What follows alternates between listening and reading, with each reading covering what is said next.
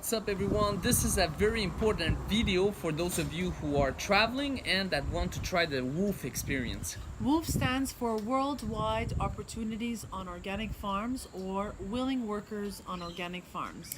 So the deal is you work from 4 to 6 hours per day, and in exchange you get accommodation and food. We worked in Australia, in Adelaide, Melbourne, and Canberra. We also worked in New Zealand, and you can check that out in a previous video. We've recommended places in New Zealand. And so in Australia, we've had some good experiences. And some bad. If you want to know if woofing is for you, pick up a pen and paper to write down the following tips.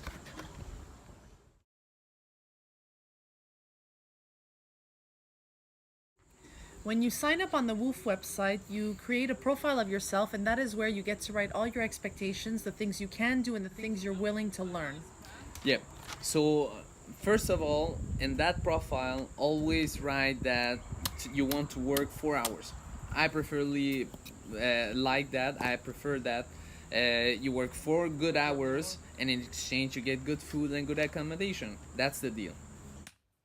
And speaking of the food, I would recommend you guys to write down on your profile what you eat and then what's the amount. Much you eat. How much you eat. You don't want to be missing food, the good food that you need to work. Yeah, so with our experiences in Australia, we've had some families who told us that we were eating too much, and we basically were told we could only eat a quarter of a banana.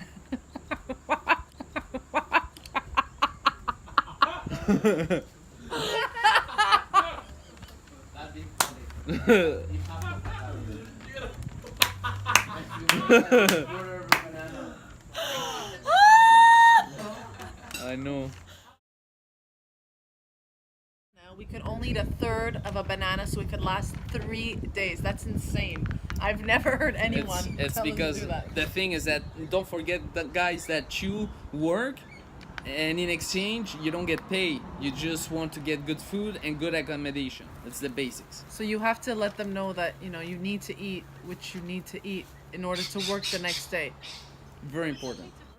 Free time. If you guys are like us and need a free time after work, after I have been working 4 to 6 hours on a farm, just tell them after 4 hours of good hours, I'm going to have a break, and I'm going to take a break. I'm gonna explore the area. I'm gonna do what I was supposed to do here. I've come to travel. You didn't come to only to work. That's not the deal. So tell them that you need your free time and your privacy if you need it. If you want to be with your girlfriend and go take walks, do it, and tell them, be clear.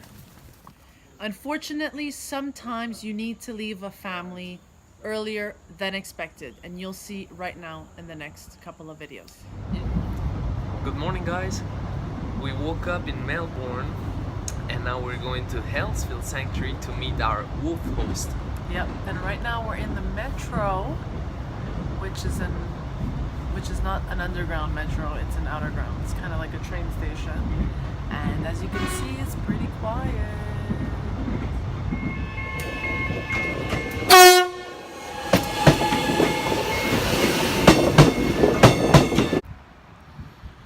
We just left our WWOOF host after working 1.5 days with the family. It just sadly did not work out with us and them. Here's an advice, guys. Always have a plan B. So have a host in your mind in case things don't work out. So I have to say that I'm very grateful that Pablo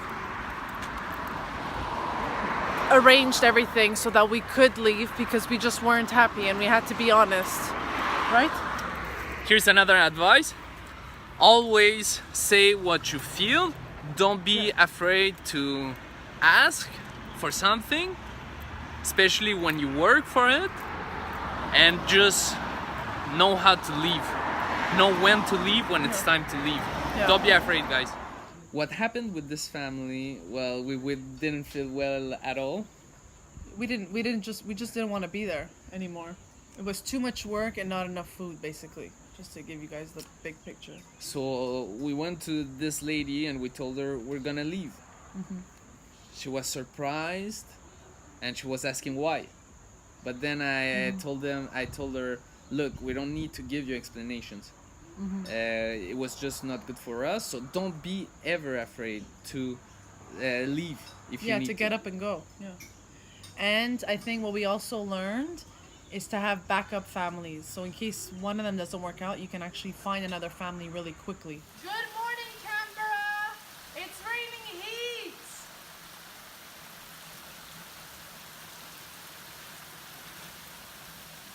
And lastly, obviously, when you're traveling, you learn so much about yourself. And one thing we've learned with this experience with woofing is to be open and to be patient.